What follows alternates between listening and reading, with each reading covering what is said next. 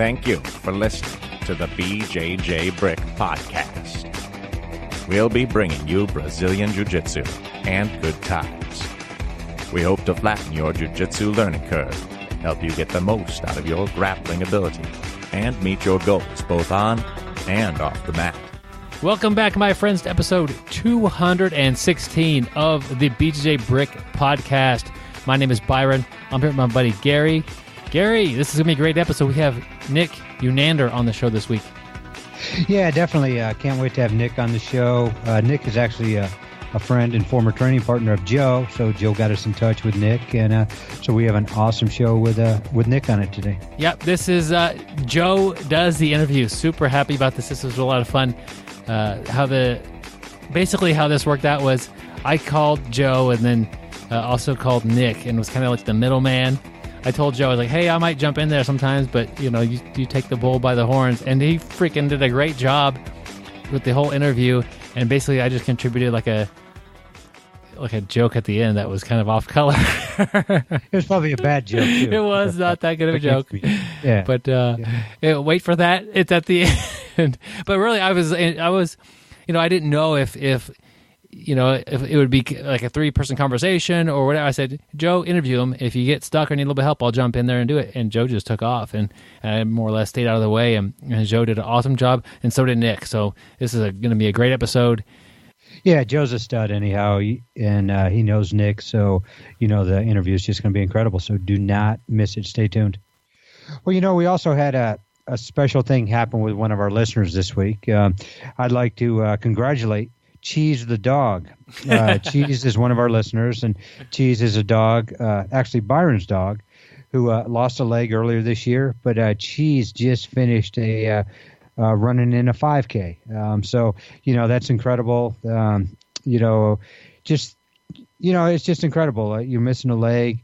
You don't even let it bother you. You just go on and do, whatever you can do. I mean, that would be an awesome life lesson, that we talk about on jiu-jitsu. Don't let anything hold you back. But Byron does have another life lesson we'll be getting to here in a second. Also, check out Byron's audiobook, 6 Games for BJJ. It's only $5.99, and it's definitely going to help you get out of a rut, any of your valleys that you're going to have in BJJ. A lot of times you do get stuck. You feel like you're not progressing. You're not having as much fun. And boy, what is fun? Playing a game is fun. So basically what it's going to do is it's going to get you out of what you normally do. You're going to find different ways to do stuff, different types of games. And I know Joe was on here a couple weeks ago and was talking about, he's been doing, passing and everything to his bad side. That's one of the games. And it's, a lot of times your partner doesn't even know you're doing it, but you just start working your bad side, passing that way, putting an arm bar up from that side, doing an omoplata from that side. And, we all have a side that we're not as good at. And basically it's going to make us better, at that side. It's going to change everything up and, just make the game a little bit refreshing.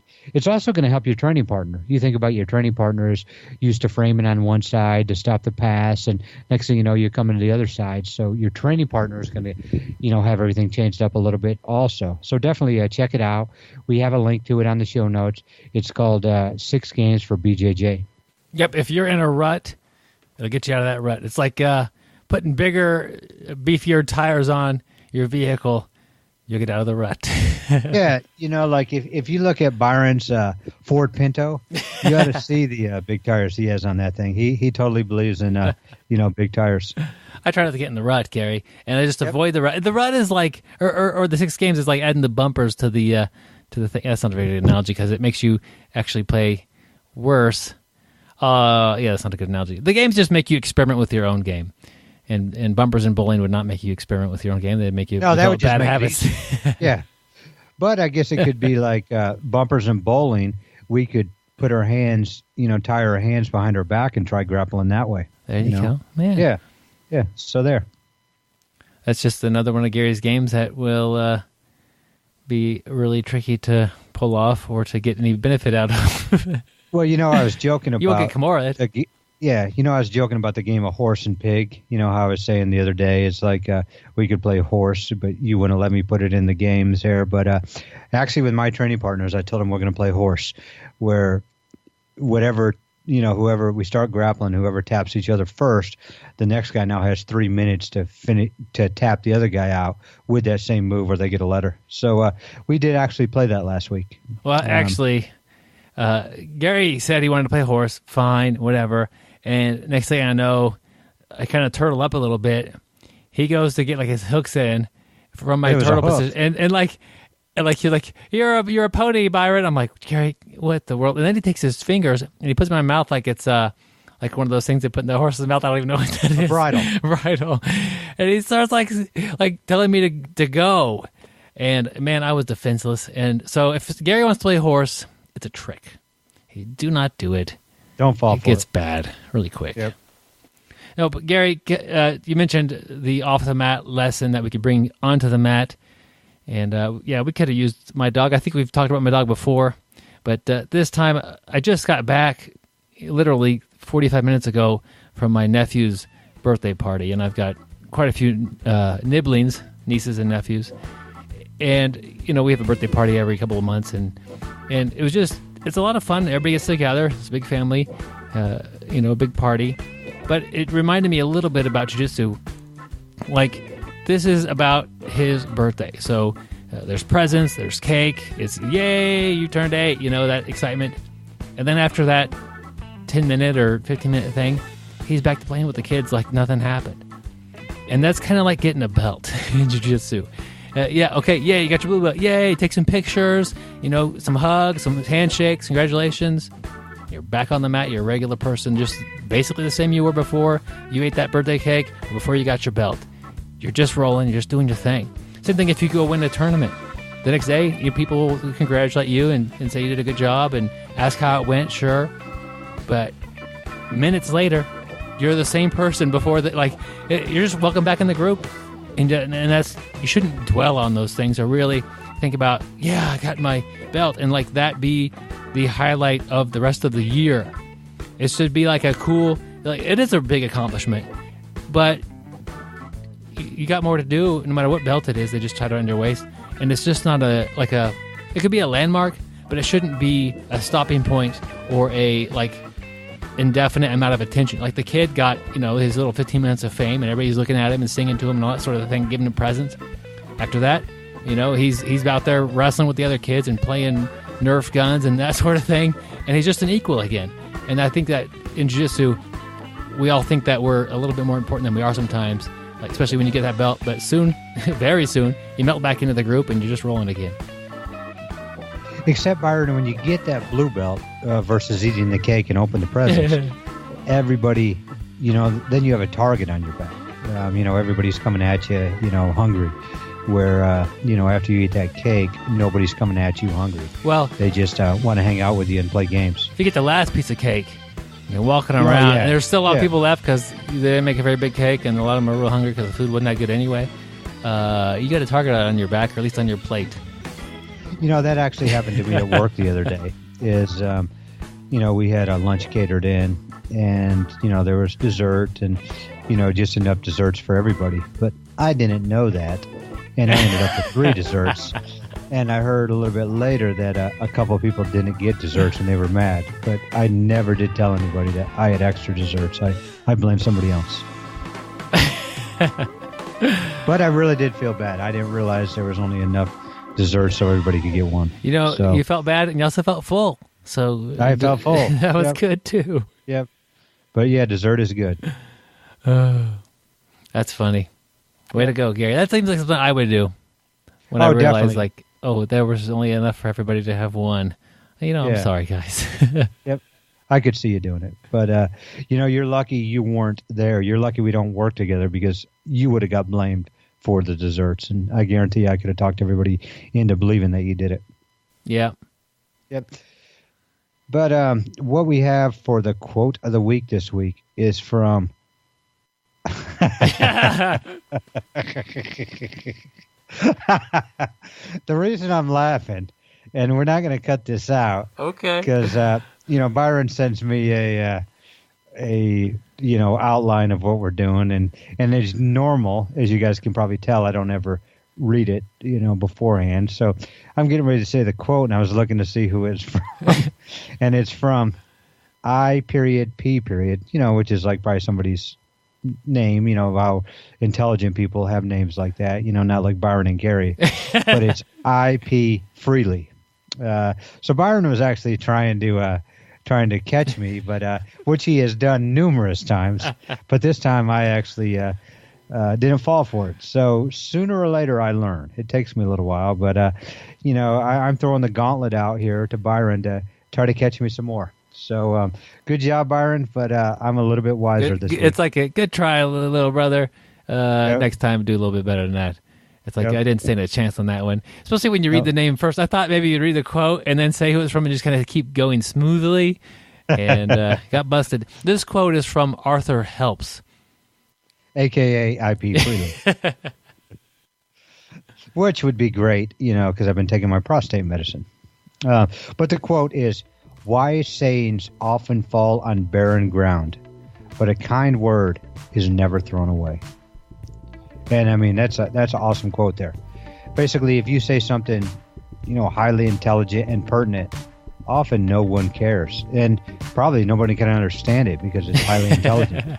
But if you say something nice to somebody, they'll remember it forever. And I think about, I've heard some stuff about coaching. For every negative you say 3 or 4 positive things, and just being nice to people. It's a way to get people to open up to you. Byron rarely says something nice to me, but when he does, it's something I'm not used to. It's something I'll remember forever. So I think a lot of people can think about, when their coach said something really nice to them, especially the first time, that they'll remember it. Just stuff like that. I'm thinking about, I remember when my very first coach, told me that I was getting better and he was going to start using me. He told me, he pulled me aside, said I was starting to get better, and he told me he was going to start using me when he demonstrates some stuff because now I'm starting to learn. And I just remember him telling me that, and then, just feeling so privileged that, he picked me to demonstrate moves on. And then, I mean, here I am, 15 years later, and it's something that I still remember that. Yeah, I'm still, the idea of getting a compliment or saying something like a kind word versus something that is really smart and helpful, they're both good, but I'm still running on a compliment. Somebody in 2002 said I had a nice smile. I'm still running on that high. Like, compliments last me a long time. You really latch onto those things. You don't hear them very often all the time, but especially from people who don't have anything to gain, they're just being friendly. But I think in Jiu-Jitsu, we're trying to help each other, so we're happy to do this technique or do it this way, show those details, or maybe just that really big thing that they need to hear a lot of times. A lot of times, like the quote says, that could fall on barren ground. That could fall on nothing. Like, they don't pick it up, they don't run with it. But if you say something that's complimentary, it can go a long way. It can go towards helping that person. Just like if I'm trying to pass Gary's guard, 3 days later, I say, "Hey, Gary, man, your guard is really turned up. I got nothing for this. You're really doing great with it. Keep working on that." Suddenly, Gary, for the next whoever knows how long, maybe a minute or maybe 3 months, or maybe he's like me and he can coast on a compliment for years. He's walking around thinking his guard is really good. I want to keep working on that. I want to keep developing this. I have a good guard, and those sort of things are going on in his head. And I just think that is true. Anytime I get an unexpected compliment, it just kind of makes your day a little bit, I think. Yeah, definitely. Well said, Byron. You are very intelligent. Oh, man. Gary, I don't know if you realize that, but you're such a smart guy that you kind of just did what the quote was saying to do. And, man, I'm so happy right now. Way to go, Gary. Oh, dang, I didn't even think about that. That's awesome. Just like you, Byron. You're awesome. Thanks, Gary. And then and one of the things that makes me awesome is that I do pee freely. There you go. We don't really need to know that, though, Byron. Oh, Gary has dodged that one with the fake quote name. If you have a name that you want me to try to throw at Gary to see if he could say it and not understand that it's a joke, send it to me at BjjBrick@gmail.com. That'll bypass Gary's whole system of observation, and I'll try to slide it onto the podcast. Ooh. Or you can just send it to a message on our Facebook page, and I probably still won't read it either. He might see it there, though. Not quite as sneaky. If that happens, I'll wait a week and then put it on the next one. And I'll forget about it by then. All right. Well, here comes the interview. It's by our friend Joe. He was on the show last week. Definitely was a blast having him on the show. We learned a little bit about Joe and a lot about Nick during this interview. So here we go. He is the most interesting grappler in the world. He reached the top of Everest by sweeping it and taking Mount. This is also how the Mount position got its name. He had to drop his sponsorship with Beats headphones because they would not fit over his cauliflower ears. Their stock dropped 30% that day. He wore his unwashed gi to a blind date. You're damn right he got a second date. I don't always listen to podcasts, but when I do, I prefer the BJJ Podcast. Stay sweaty, my friends. Hey, BjjBrick listeners, this is Joe Thomas. I'll be conducting this week's interview with my friend and former professor Nick Unander. We've also got Byron on the line. Nick, how you doing today? Hey, I'm doing great, Joe. Good to talk to you. Thanks for having me on the show. Thanks for being here. Byron, how are you doing today? Doing really good. Had a little short conversation with Nick here. This is going to be a great interview. He's already made us laugh a couple of times, and it sounds like he's leading an interesting life in jiu-jitsu. Thanks, Byron, for having me also.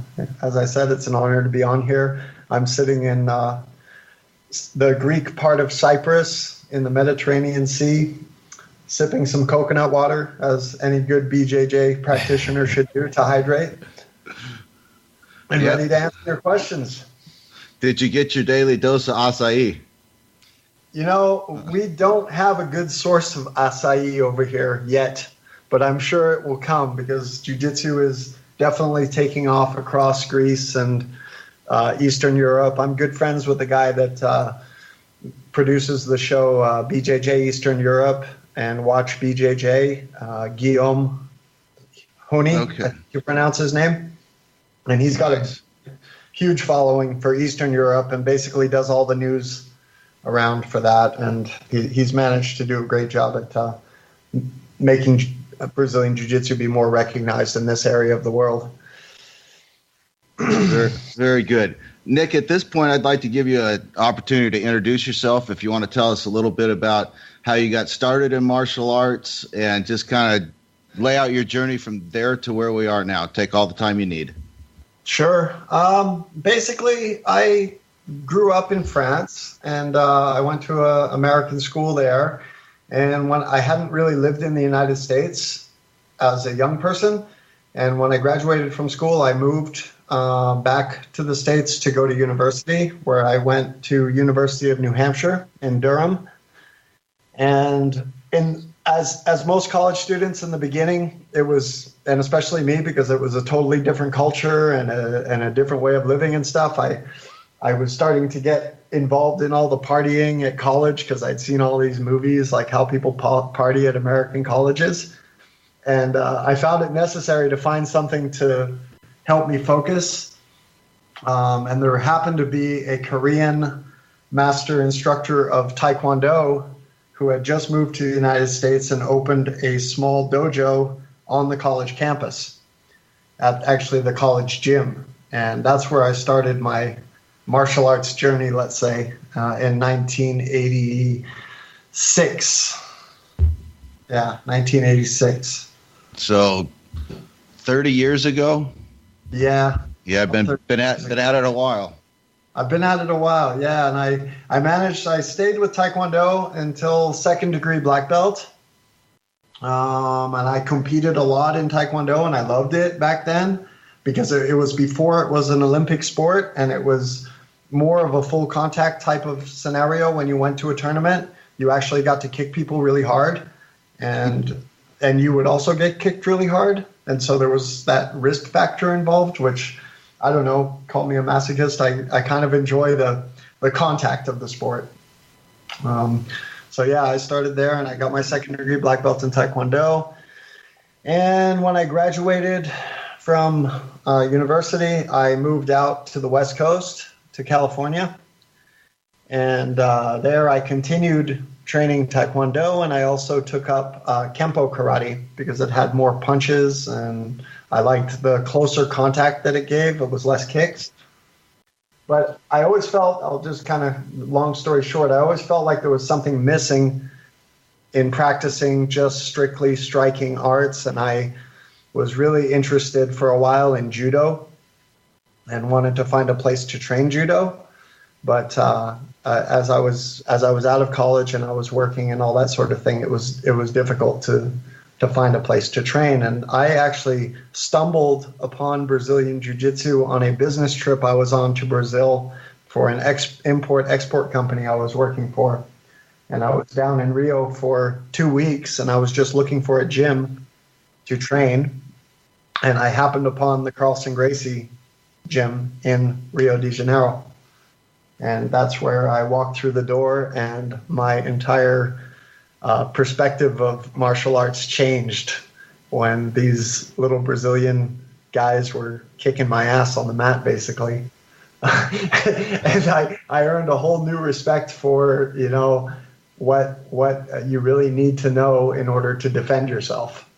How was your introduction to that, Nick? Did you just walk in and they said, "Hey, let's roll," or did you do a private lesson? I went in there, and I mean, I'm not going to lie. I thought I was a pretty tough guy because I had a second-degree black belt in Tae Kwon Do and a second-degree black belt in karate, and I thought I could hold my own. And as with a lot of people, I think that train striking arts that stumble upon Brazilian Jiu-Jitsu and go in, and suddenly their whole perspective of the world changes.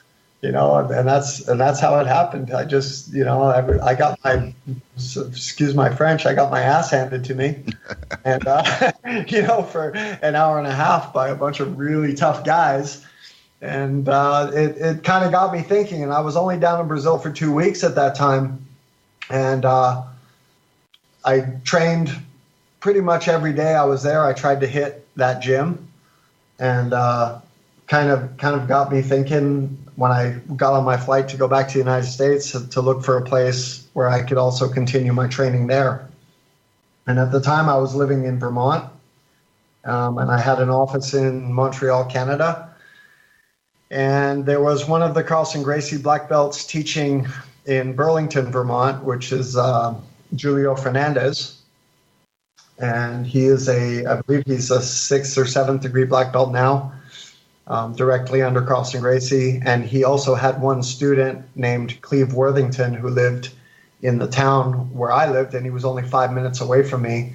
So I was training with Cleve 3 days a week, and then I was training with Julio about 3 or 4 days a week, as much as I could hit the gym. Man, Sorry, go ahead. You didn't ease into it at all, did you? No, I went full bore, man. I dove right in. As soon as I woke up after the first day that I trained jiu-jitsu in Brazil, when I woke up in the hotel and my whole body was sore, I felt like I had been put through a meat grinder, basically. I could not wait to get back and learn this cool thing called Brazilian Jiu-Jitsu. And honestly, I had no idea what it was before I started. I really didn't, and it was a total eye-opener. And ever since then, I don't think there's been, the only time I haven't trained is when I've been too sick to get to the gym since that time, since white belt. I've been pretty consistent, So, yeah. And then, let's see, I was training with Julio in Vermont, and I asked him because I was moving to the West Coast, and this was before I moved to Astoria, where I met you, Joe. Yep. And I asked Julio, I had just received my purple belt in Brazilian Jiu-Jitsu, and I said, look, I'm moving out to the West Coast, and I would really like to open a school and start teaching there if it's okay with you. And Julio gave me his blessing, and he said, man, the one thing about Jiu-Jitsu is it'll never make you rich, but it'll make you happy. And I think, to this day, he was absolutely right in that statement. Because it didn't make me rich, but I am happy. But he also said it's a tough business. It's a tough business. because every guy that comes in the gym at that, especially back then, was, wanting to beat you basically, or test you, let's say, which isn't so much the case today, I don't think. But yeah, Nick, when you were in Vermont, and if this is like Fight Club and you can't talk about it, or if I'm misremembering, that's fine. But didn't you do some amateur MMA or underground challenge matches when you were there? Yeah, I did. Me and my friends, when we were blue belt, there was an organization out of Rhode Island that was doing these kind of I'm sure they were illegal. They were called pound cage NHB, no holds barred. And basically anybody off the street would come in, and you won $500 if you won the fight. And there was just a bunch of drinking and gambling and different things going on. And me and my friends would go down probably every time they would have a fight, which was usually once every 3 months. So what was the reaction of your opponents? I imagine you were doing things that a lot of them hadn't really seen before. Yeah, no, my strategy was to make them think I was a striker, and I would go in with my Tae Kwon Do style first. And then as soon as we would clinch up, I would just take it to the ground, and normally it would end in a rear naked choke. I don't want to lie. I mean, rear naked choke was a go-to. And most of the guys were, either schoolyard bullies or, they weren't. There were very few that were trained fighters. Some karate guys, some stuff like that. But yeah, it wasn't really, there wasn't a huge challenge, but it was fun to go, Yeah. So once you had the back, it was all over. Mm-hmm. Yeah. Yeah. Nice. Back then, nobody knew Brazilian Jiu-Jitsu. I mean, even at Julio's school, and Julio was one of the top instructors in the States. It was a very small school. We were like in a garage, and there were probably 20 or 30 guys training there, and it was completely unknown, Right. Still, because it was back when Royce was had just started the UFC, UFC 1 in that time. So yeah, I mean, most people didn't even know what Brazilian Jiu-Jitsu was. Not like today, where, especially in the States, it's pretty popular now, I think. Yeah, it's pretty big. Okay, so you got to Astoria. Tell me a little bit about running a small school in a small fishing village on the West Coast.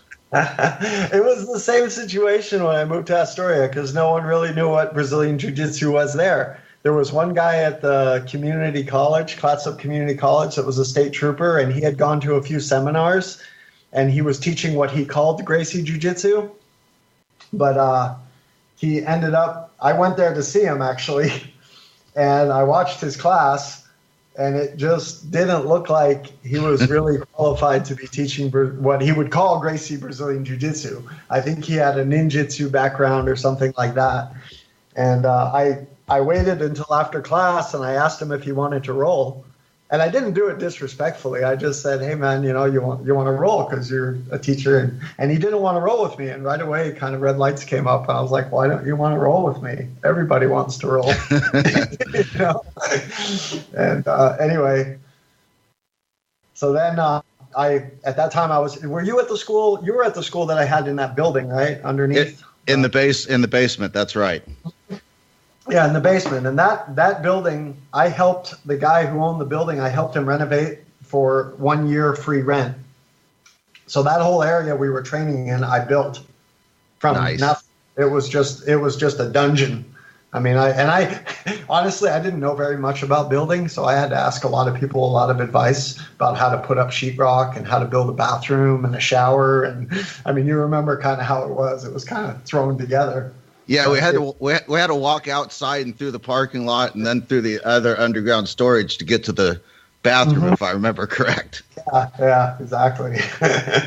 So yeah, and once I started there, many of the people that were up, because the people that were training with the state trooper, they knew kind of what Brazilian Jiu-Jitsu was and were really looking for, authentic training. And they ended up coming and checking out my facility when I started.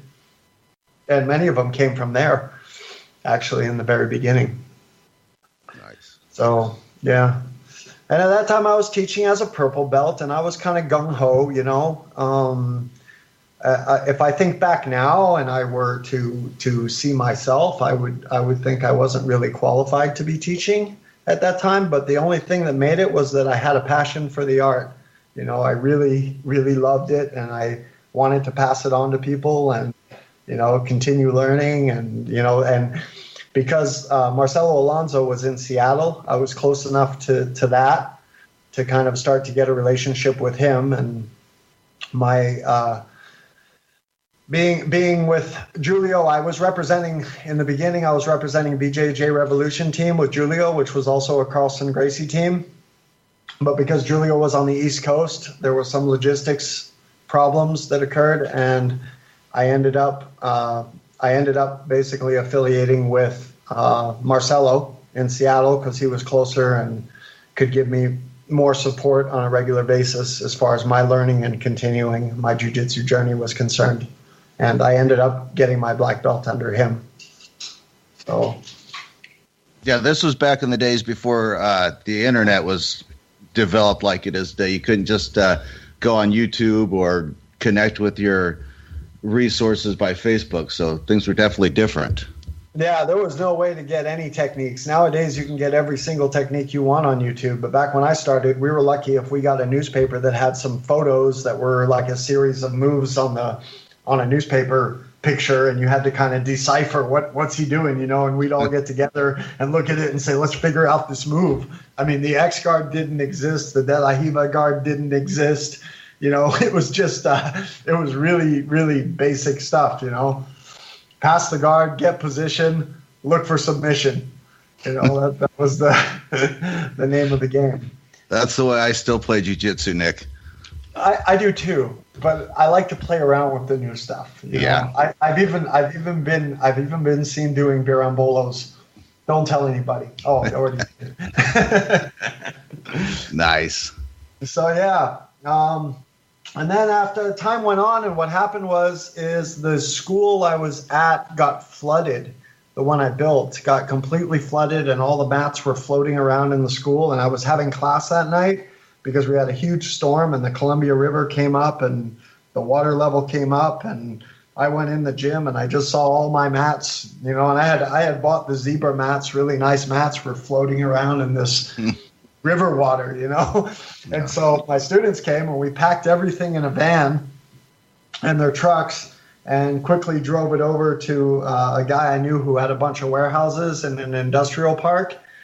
And he let me use one of his units to put the mats in while they dried off, and also then to put them down and do some training in one of the units. So my school ended up in one storage unit in this industrial park.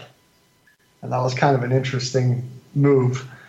And then eventually I built a big gym in that same industrial park and had a fitness center and had the school located there. So, yeah. So how long did you stay in Astoria, and then how did you end up making the transition to where'd you go, the Mediterranean next? Yeah, well, what happened was I was in Astoria for about 10 years, and I had some really great students, and they are amazing jiu-jitsu players to this day and became instructors like yourself, but also the Adamson brothers in Seaside, Oregon, who were purple belts under me, ended up joining the Lovato team, which team is that? Rafael Lovato Jr. Yeah, he's up in Oklahoma. Okay, yeah. They ended up joining his team and opening under him at purple belt, and they continued on to get their black belts and continued teaching and have a big school in Seaside now, and basically continued the jiu-jitsu after I left there, and are basically the main guys teaching in that area now. And what happened, it was 2010, and I basically made a life decision that I wanted a change in my life, and I packed up my things and I picked a spot that I thought would be really nice to live, because it rains a lot. You remember it rains a lot in Astoria? You know, Boy, do I wanted to move somewhere that was more sunny, and I also missed Europe, having grown up in Europe. And I basically took a backpack, I took my gi, I took a couple of pairs of shorts, and I went to Seattle to see Marcelo, and I went and trained with him, and he said to me, "Nick, what are you doing, man?" And I said, I'm moving to Greece. And he said, "Oh, yeah?" He goes, "That's cool, man. What are you going to do in Greece?" I said, "I'm going to teach jiu-jitsu." And he said, "Oh, cool, man. When you get set up, call me. I'll come visit you." So I hopped on a plane, and I ended up on a little island called Paros in Greece, where no one had ever heard of Brazilian Jiu-Jitsu. So once again, I was in a small community and that didn't know what Brazilian Jiu-Jitsu was. Did they have another martial arts scene there, or it was just? No, they had a Tae Kwon Do. They had a couple of Tae Kwon Do schools and a couple of Wing Chun karate schools there. Okay. But they had never seen Brazilian Jiu-Jitsu. And since I had a background in Tae Kwon Do, I was able to go into the Tae Kwon Do schools and meet the guys there and do some training. And then I was kind of on the side showing them a little bit of what Brazilian Jiu-Jitsu is. And some of the guys were like, "Wow, that's really cool. We want to learn that."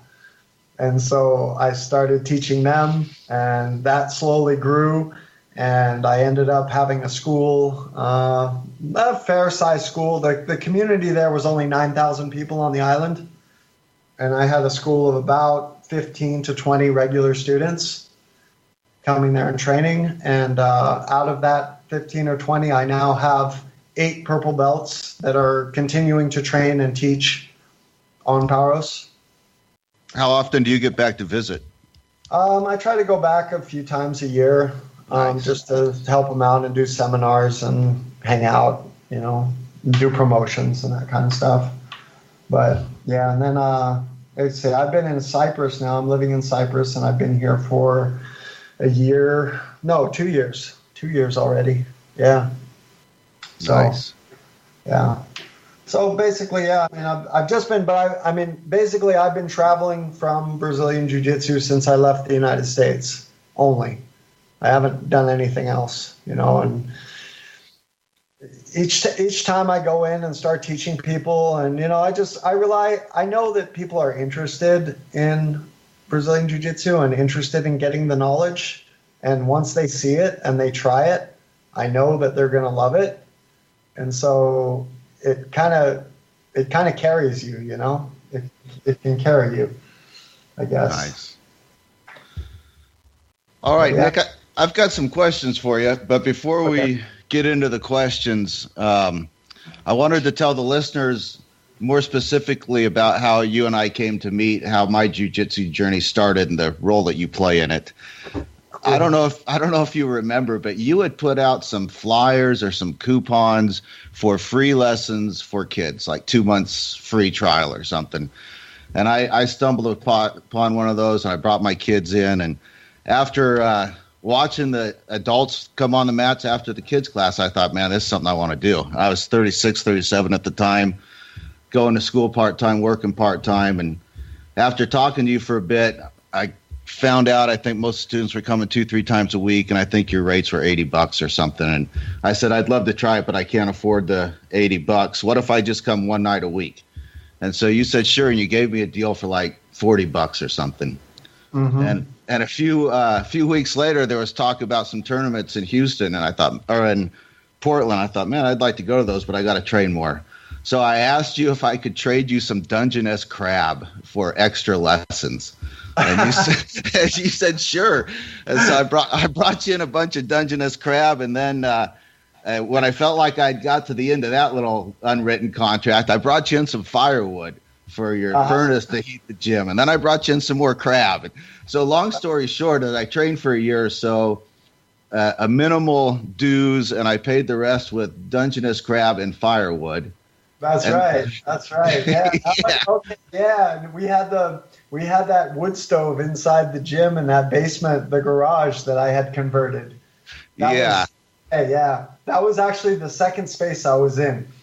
Now I remember. Okay. So anyway, flooded. Anyway, go ahead.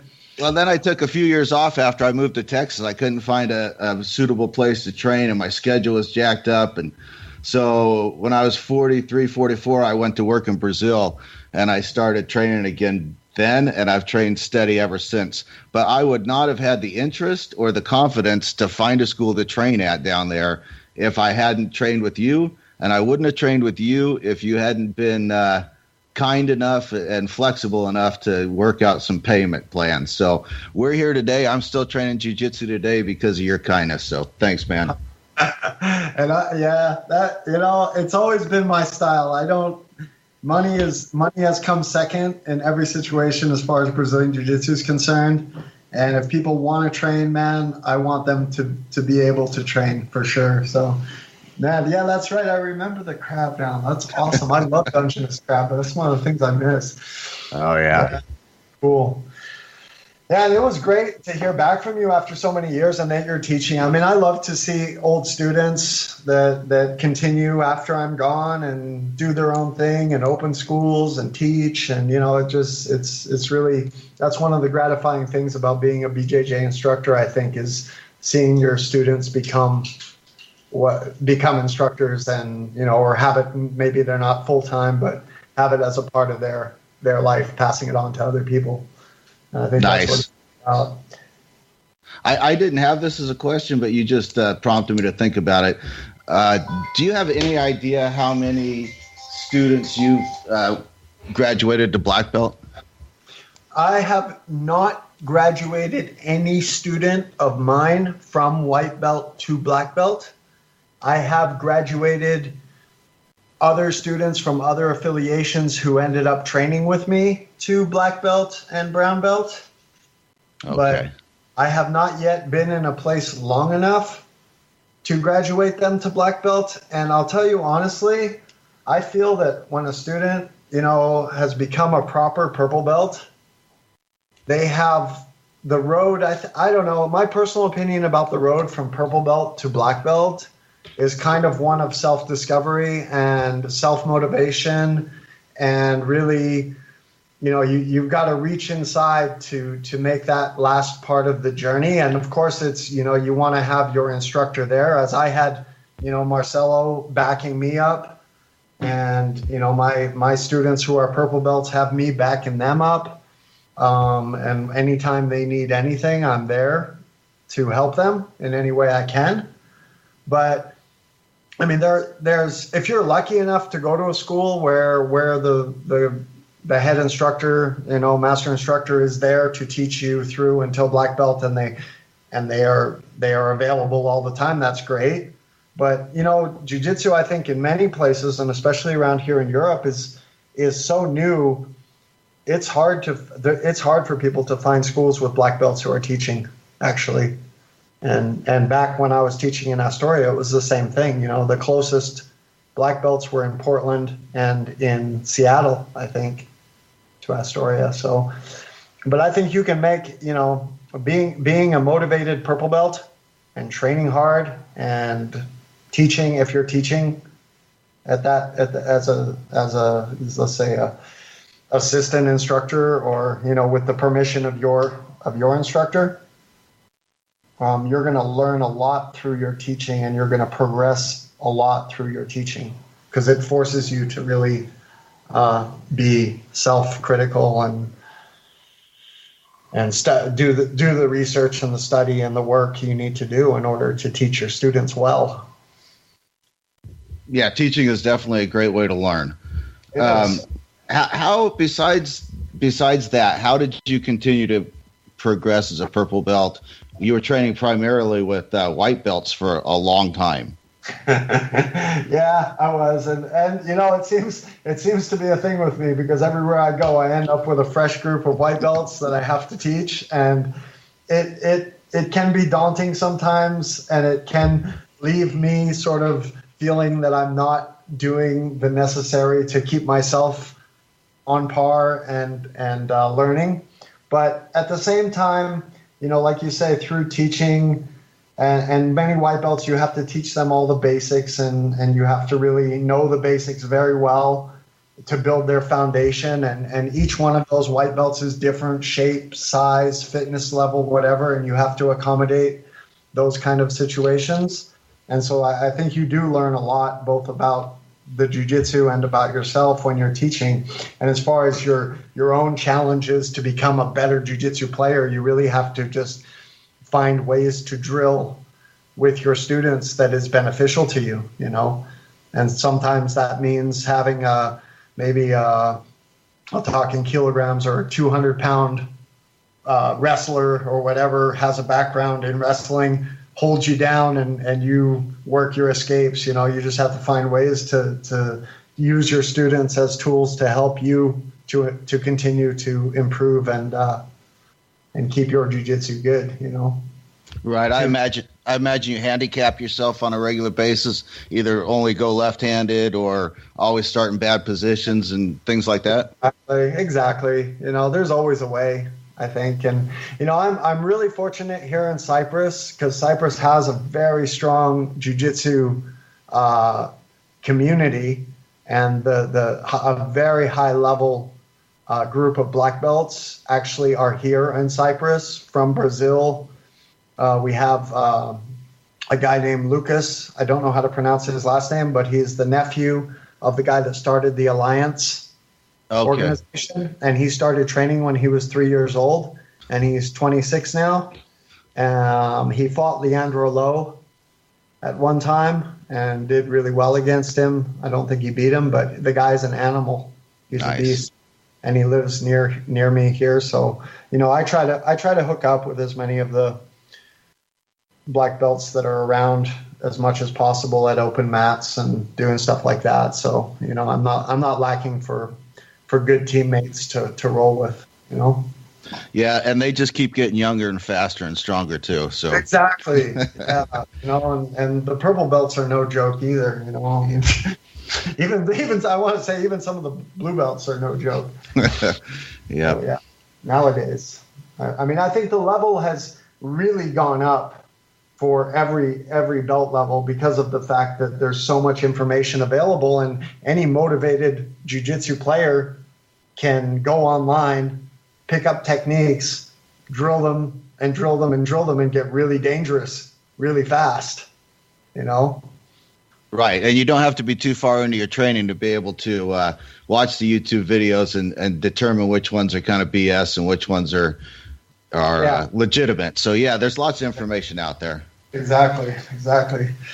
And which is great for me as an instructor, too, because, you know, I very often watch videos on YouTube I like watching matches, you know. I like to watch the matches more so than the technique videos. Right. Once in a while, if there's a cool technique video, it's cool to check it out and then go try it. But I don't know, the way I see techniques is, if I watch a match and it's a black belt match and the black belt gets a really good sweep, I'll go back and replay that as many times as I can until I figure out exactly how he set that up and caused that sweep to happen. You know, I think that's fun. Yeah. Yeah. Nick, go ahead. I've got a couple questions for you about progressing through the ranks. Your answers might be informative to some of our students. The first question is, what are some of the first things you think a white belt should learn? You get a new guy come in your class, the first couple months, what are you focusing on with that guy? I am actually writing a book for my students right now. It's going to be exclusively for my students about that very subject. Awesome. And I think the most important thing that a white belt should learn is all the basic foundational fundamentals of jiu-jitsu. And I'm using, that's a broad term, but for example, know what the mount position is. Know what kazakatame position is. Know what reverse kazakatame position is. Know what the knee on the belly is. Know what north-south is. Know what the guard, the full guard is, the half guard. Just the individual positions to know what they are. So if I go into my school and all my white belts are there and I say, okay, everybody get in 100 kilogram position, they should all know what that position is without me showing them again. And you mean more than just laying sideways across your opponent, but where your pressure should be and cross face. The details. Yeah, the details of the position. I want them to know what does the perfect 100 kilogram position look like, and the person underneath, what does it feel like, and where should your hands be? What should you be? Just that structure, the structure of the position. Nice. Okay. And I am adamant about my students learning these things. I drill it into them, and I will, I'll say, right, and I number the positions. For example, position 1, 100 kilogram position, position 2, attack 100 kilogram position, position 3, Kazakatami position 4, reverse Kazakatami, position 5, north-south. And those are my first 5 positions, which I posted on my Facebook page recently, a student just in the positions. Okay, nice. And I'll tell you, it's strange, but just that little thing, just that little group, it gives my students a knowledge of what to do once they pass the guard and they're in side control. What should they be doing, and how to transition. And then it comes how to transition from one position to the next properly. So far you've talked a lot about positions, now transitions, still no submissions or sweeps. And let me go back to that. Okay, let me go back.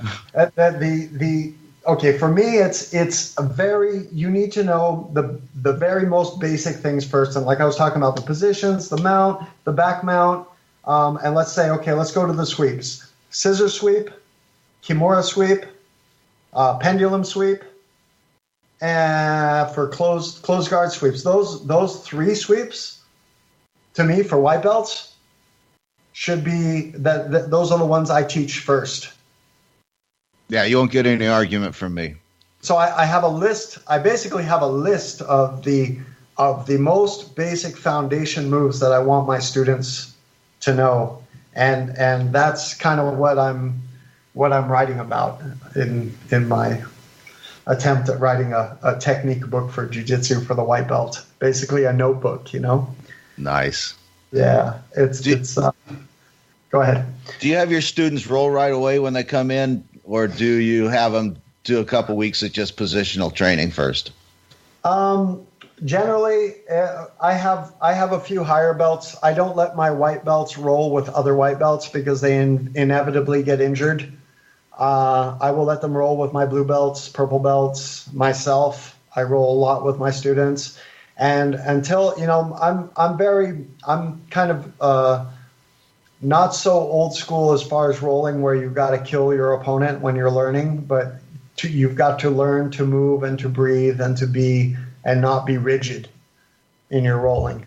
And nice. So I first make my blue belts and purple belts understand not to be rigid, and then they pass that on to the white belts, because I prefer the white belts to learn how to move, how to flow in their rolling. And that way it avoids a lot of injuries, whether or not I make sure they know you're not in there to beat each other. You're not in there to show who's the toughest guy or who can tap out who. You're in there to learn and to get better at Brazilian Jiu-Jitsu. And that's kind of my philosophy of teaching, Nice. And Nick, and then of course, when they become, my blue belts and purple belts, they know what hard rolling is, and that usually is done amongst themselves and with me. Nice. But in the white belt realm, I like all my white belts to first learn, like I said, the foundation, and then learn how to move through those movements. Like I said, going from 100 kilogram to Kazakatami to position 2 to knee on the belly to mount to whatever. And I don't teach some fancy moves, not at that level. Nice. So you've obviously put a lot of thought into this part of the students' progression. How about blue belt expectations? Where do you expect your students to be before you think they're ready for blue belt? I expect them to know all these basics that I'm talking about. I also expect them to know the self-defense. I do have a curriculum of self-defense techniques that I expect them to know. I've kept a lot of the same requirements that I had when you were training with me. But I've basically structured it more now where a white belt has to be able to know, for example, every guard position: full guard, half guard, de la riva guard, spider guard, X guard, lasso guard. Basically know what those things are. They don't necessarily have to know how to use them, but they need to know what they are.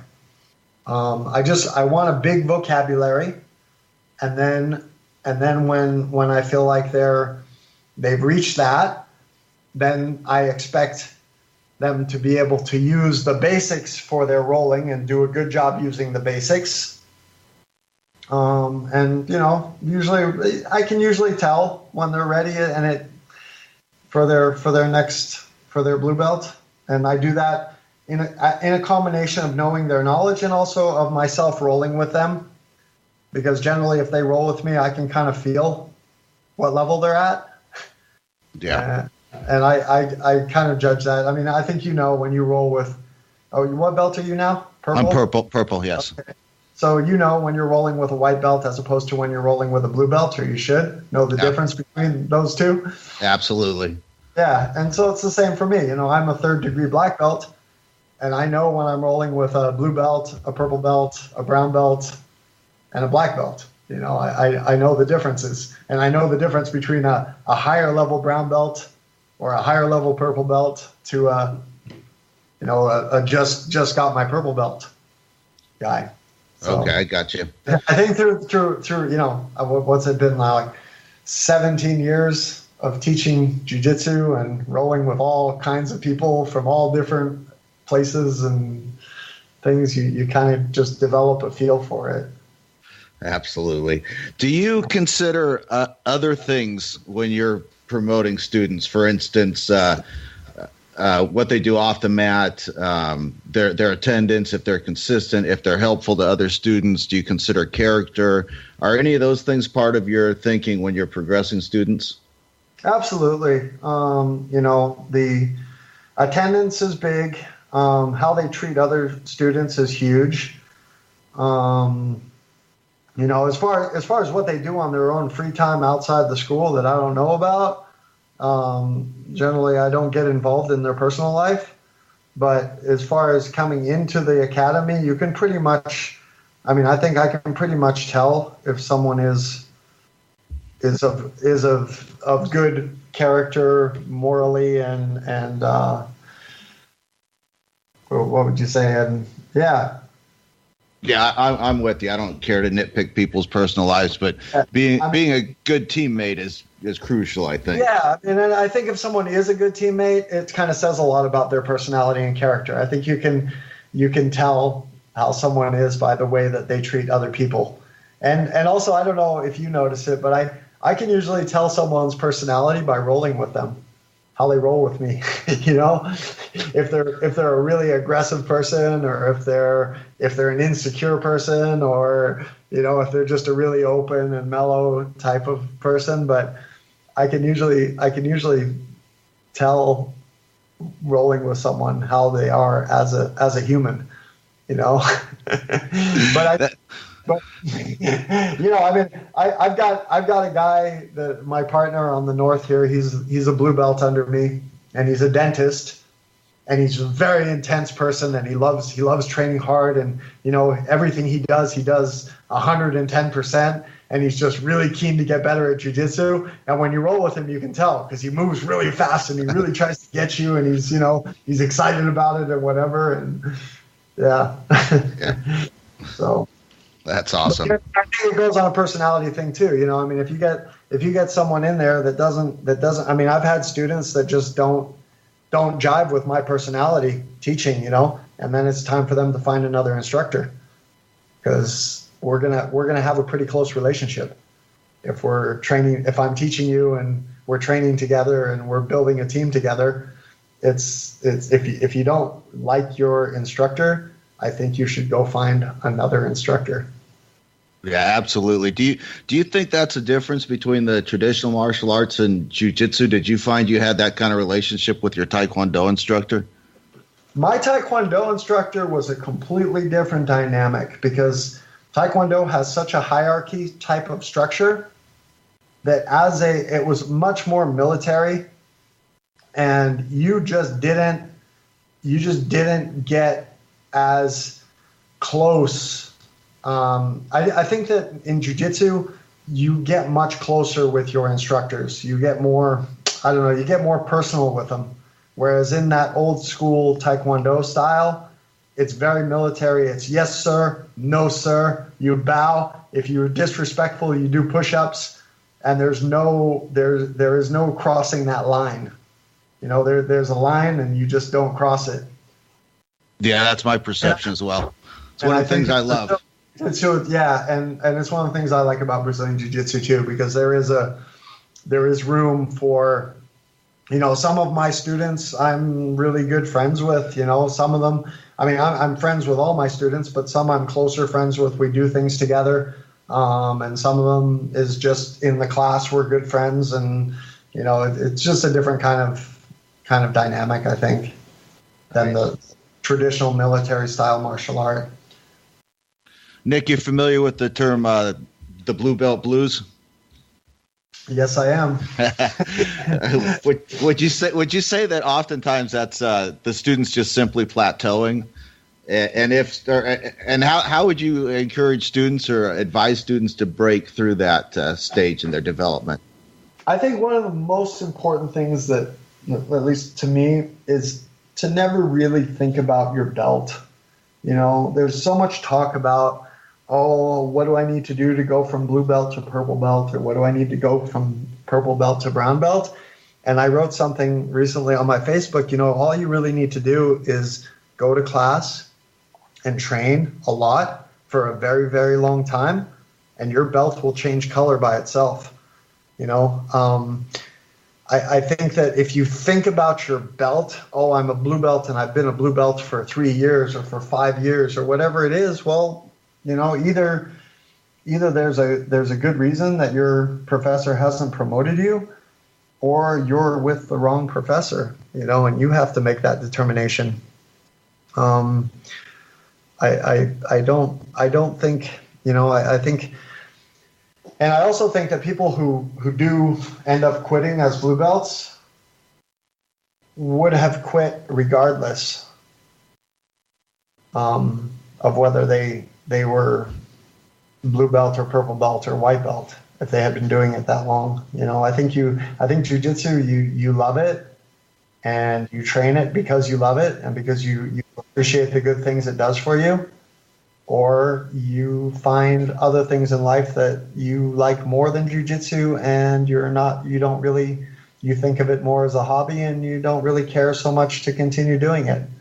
I think it's kind of like anything. If you like building models, and you continue to build models your whole life because it's really cool to build models,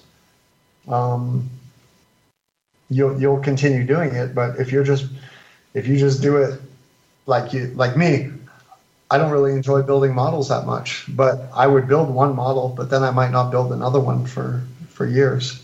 Right. Yeah. I guess if you really love something, you don't need external motivation to do it. Yeah, exactly. Nice. I think that's the thing, is that, like for me, jiu-jitsu, I can't go 3 days without training jiu-jitsu.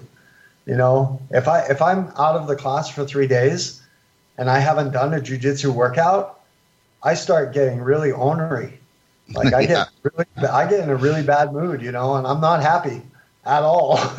So I just know I'm like, I need to get to class. And also, if I don't go to class and get a good workout and feel like I really pushed myself, and I'm like, I still train to where my hands are shaking at the end of class. That for me is a good session. If I went in there, trained hard enough that at the end of class my hands are shaking, I feel good. And if I leave class and I haven't really broken a sweat, I don't, even teaching, I don't feel very good. Like if I'm in a class and we're just doing techniques and I haven't broken a sweat, I'll stay after class and I'll do drills and I'll do whatever I need to do to get to where I want to feel at the end of training jiu-jitsu. Because I don't just think of it as as a teacher. I think of it as training. Like every time I go to class, I don't think, oh, I'm going to teach jiu-jitsu. I'm going to train jiu-jitsu, and my students are training with me. That's nice. kind of my mentality about training. Yeah, I love that attitude, Nick. Hey, you mind if I ask you a few questions about competition? Go for it. Have you competed much over the last few years, or do your students compete? What role does that play in your jiu-jitsu these days? My opinion of competitions, in answering your question, have I competed? Yes, I have. I've competed since I've been in Europe. I competed in the Greek Nationals. I competed in the European Championships 2014, 15, and 16. My students have also competed at the big tournaments, and they've done very, very well. I'm pretty famous for putting people on the podium here. If you train with me and you do compete and you're going to go to a competition, you will have a very good chance of medaling. And if you don't medal, you will have put up a very good fight. You will be prepared. But I'm not the kind of coach like, oh, competition is the most important thing. But I do. If you want to compete, and you're gonna put it, and you train under me, you are gonna put the work in to deserve to be competing. So if you don't, doesn't sound like you put that big of an emphasis on it. There are benefits to competing. How do your students reap those same benefits if they're not competing? Does that make any sense? It does make sense. The difficulty here is that there are not that many competitions. There's the IBJJF, but it's in every different country at different times, and you need to have money to go travel there. It's not like you can just get in your car and drive to a competition, once a month and there's something going on. For example, here in Cyprus, we have 1 or 2 competitions a year. And that's what the locals prepare for. And then Athens, Greece is pretty close to us, and they have quite a few competitions, and the people from here go there to compete because it's like $50 to fly to Athens. Yeah. But so as far as how my students, the student, I kind of promote a little bit of competition between my students inside my own school, but friendly competition. When we do open mats and when we do advanced class free sparring stuff, and then we also go to open mats at other schools. We go visit Gracie Baja. We go visit this Russian guy and his students, and so we all get together. And it gets a little bit competitive at the open mats, but not in a bad way, in a healthy way, where they're just playing their technique and just tuning themselves. But most people that train here do it as a hobby and not as a becoming a top competitor, gold medalist. But the ones that want to do that, of course, have the facility to do it. They can get the training they need to do it. Nice. For those that do compete, there's a saying that goes around: there's winning and there's learning. But that sometimes is a hard transition to make when you lose a match. How do you get a student to change their perspective so they can see that losing event as a positive? I think I show them through example, because I usually lose when I compete. So, I go there and I compete, and the last 3 years I've got a 3rd place medal at the IBJJF only because there aren't enough people in my division. So I don't really brag too much about it, but I have good fights. I mean, I have good guys in my division, but I do feel that every time I go and that I do not win the match, I do learn many, many things about myself and about what I need to work on and how I can improve. And I'm not afraid to compete next to my students and lose, win or lose. Nice. It's not. I don't know, because I definitely am not a good competitor. I'm a good teacher, I'm a good school grappler inside my own school, and I'm a good grappler at open mats and things like that. But in competition, I still kind of, forget my game and what I want to do and get confused and, end up with someone in side control who doesn't, like the last Europeans I did, I fought this judo guy and he ended up passing my guard. And he took side control, and he smashed me in side control. He wouldn't move. He was getting out of breath holding me in side control. and he was getting penalties after penalty after penalty, but he already had enough points that the penalties didn't matter. And so he just held me the entire time. It was really annoying. And he was exhausted after, and I was like, I hadn't even fought, I wasn't even breathing hard. I was just like, man, that sucks. Yeah. And such a basic thing, it was just like, so I went back to the drawing board and I just had my guys hold. I never want to get stuck in side control like that again. I never want to have a situation where I cannot get out of that position for 5 minutes because it's a 5-minute round. That's the other problem, is that the Masters is only 5 minutes. I'd much prefer a longer match. I would prefer 10 minutes. Yeah, that doesn't give you much time to get your game going. No, at all. It doesn't give you any time, especially in that kind of a scenario. I don't know if you've ever been held down by a dude that has a really strong side control, but it sucks. Yeah. I know my side control sucks. If I get side control on somebody, they're not moving. You know what I mean? Yeah, if that's your only objective. And I think that's the thing, And I think about competition. You really have to go there with the mindset that you're going to have a good time, that you're going to have fun, you're going to do your best, you're going to stay relaxed. The best, every time I've competed at my best, and this is probably cliche, but it's when I've been the most relaxed. Like I remember one tournament, it was on the West Coast in Washington, and I was fighting in brown belt division, and I took second at that tournament, and I beat this judo guy, judo brown belt and Brazilian Jiu-Jitsu brown belt. And just prior to going in the match, I had been playing with some kids in the hallway, warming up, just kind of messing around with these kids, and I wasn't thinking about anything. And I heard my name being called, and I ran out there, jumped over the fence, slapped hands with the dude, and boom, went to town, and I ended up choking him. And I don't even know how I did it. It was like I was so relaxed. I just was like, okay, this is cool. And it's hard to get in that. I think you have to get in a certain mindset when you're going to go in and compete. Yeah, absolutely. Well, your approach to competition is a little refreshing, actually, and I'm sure I haven't heard too many other instructors be that honest and forthcoming with their wins and losses. No, really, I know. I suck at jiu-jitsu competitions. I have not suck, but I go there and do it. That's the thing, is that whatever. I know I'm very confident about my teaching, and I know I've taught some really good jiu-jitsu players that went on. I've had a lot of guys that have trained with me, a lot of my students that have made me very proud at competitions, and I love watching them win. I mean, I get more nervous about my students competing than myself competing, really. Because I know to some of them it's really important. It's really important that they do well, and part of that is that they want to show me that they're up to level and that they're going to do a good job. Even though to me it's not really that important that they do a good job. To me, it's just important that they go out there and have a good time. But many of them have really performed well in the bigger tournaments.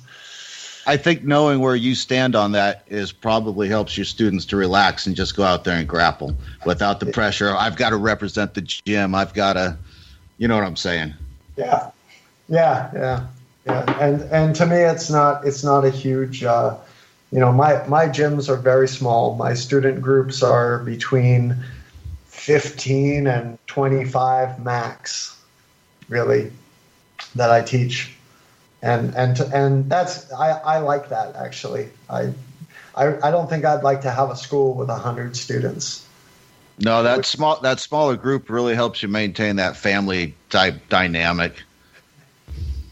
Mm-hmm. So yeah. So that's kind of how I look at that. Nick, have you had to deal with any injuries throughout your career? I have had a few injuries. The worst injury I had was a dislocated right shoulder, and I tore the bicep muscle, which is still torn from my chest. And for 1 year, I couldn't even, there was no way I could do a pull-up, and I could barely push 1 pound weights in a bench situation. And I basically was teaching at the time, and I just tied my arm to my side, and I taught one-armed for a year until I was able to start using my right arm again, and I'm right-handed, so it kind of sucked. It was a little bit scary because I didn't know how well it was going to heal. I was grappling with a huge purple belt, and he did a weird kind of Americana lock, and he sort of fell backwards, and it just popped right out. It was the most painful thing. It was awful. But it was go ahead. What's the status of your arm now?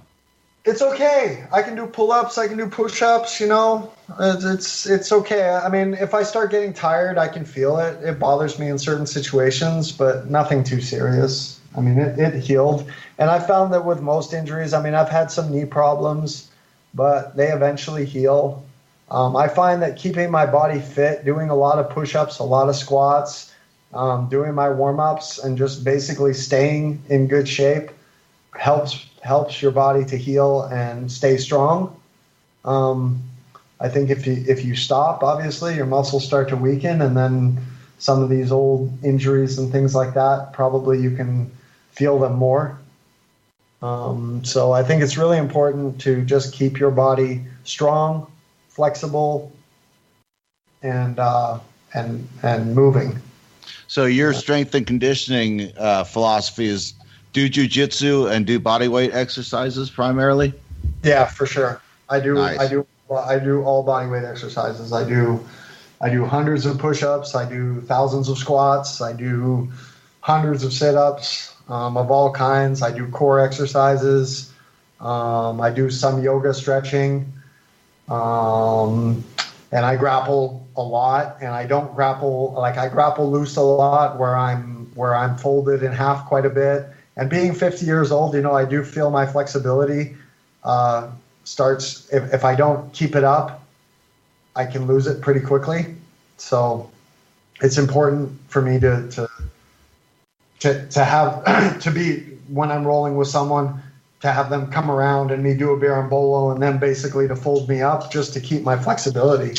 I find that basically through rolling you can maintain good flexibility if you roll good. Nice. Nick, we're coming to the end of our time here. I got a couple of bigger, I guess, less well-defined questions. Can you tell me about a time when jiu-jitsu was difficult or you doubted if you were going to continue the path and how you overcame that? There were situations that happened while I was teaching that sort of made me question whether I wanted to teach people jiu-jitsu, because I've always sort of, I don't know, my goal of jiu-jitsu is to help other people and to help them to learn, and it's never been to make money and be sort of a business and be competitive with other businesses. And really I'll tell you what turned me off of Tae Kwon Do was that business side of it, where every testing you had to pay and you wanted to get as many students as you could. And it kind of started to look to me more like a money-making thing. And if I see jiu-jitsu going in that direction, I think I'll lose that would probably cause me to lose interest in it. I gotcha.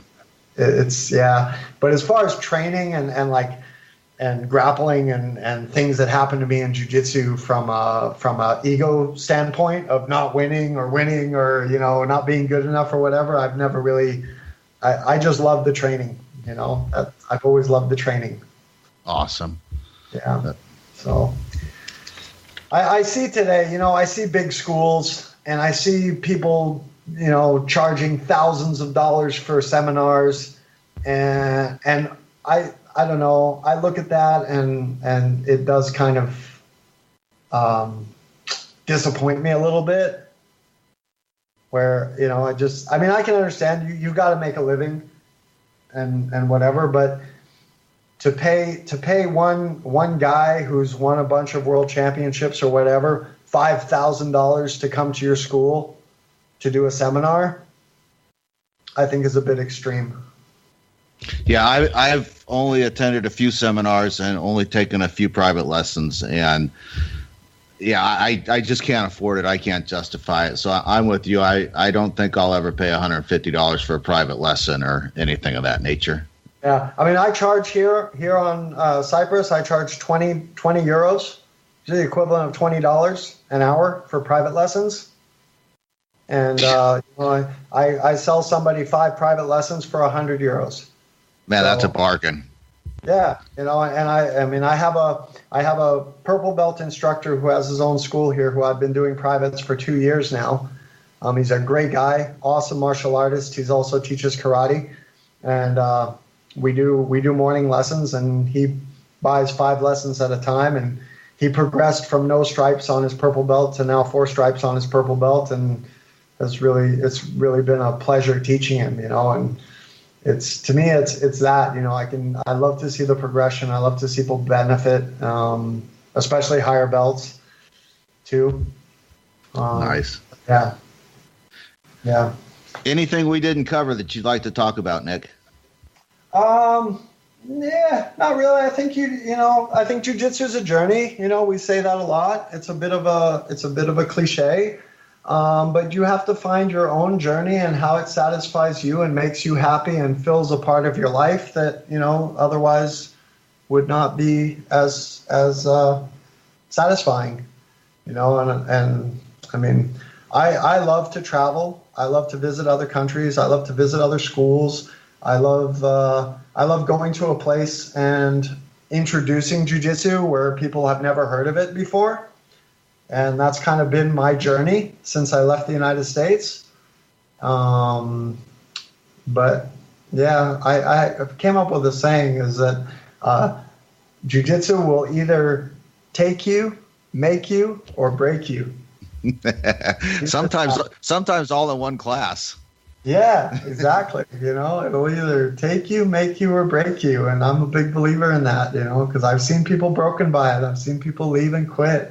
You know, I've seen people taken from, you know, you look at some of these Brazilians that have been taken from the favelas in Rio de Janeiro and come to America and, you know, made big schools and been successful and taught really great jiu-jitsu to big teams and, you know, nice. and people who have made their life from jiu-jitsu. And I think that, you know, I'm like I said, I'm 50 years old, and I think the second half of my life is being made by Brazilian Jiu-Jitsu, because the first half was a little confusing. You know, at one time I was a businessman, an international trading company, doing commodities, making all the money and buying the fancy cars and having the fancy house and all that kind of stuff, but it didn't give me half the satisfaction that I've gotten since I started training Brazilian Jiu-Jitsu. And I think that's a pretty wonderful thing. That's what life's supposed to be about. And to be able to hear from an old student like yourself is really an honor for me, because, you know, I know you never forget your first instructor, and, you know, good, bad, or ugly, you remember it as you remember it, and you remember it as paying me with Dungeness crab and firewood, which really was appreciated, because, man, I love those crab, and firewood's a good thing to have on a cold winter night. So, and I think that's kind of we can say an example of jiu-jitsu. You know, you gave me crab and wood. You gave me food to eat and wood to heat my home, and I gave you jiu-jitsu. Yeah. Right? Yeah, it's a beautiful picture, man.